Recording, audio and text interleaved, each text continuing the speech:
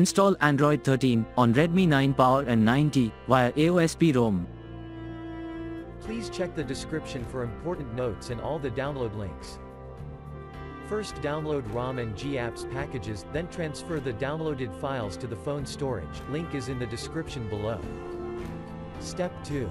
Boot your device into TWRP recovery. Once in TWRP, click on Wipe, Advanced Wipe, and select the check boxes, as shown in the image, excluding internal storage. Step 4. Swipe the button to wipe the device. Step 5. Go back to the recovery main screen, and tap on the Install button. Step 6. Navigate to the storage, and select the ROM zip file. Step 7. Finally, swipe the button on the screen to install ROM file. Step 8. Flash the GApps zip package, in the same manner.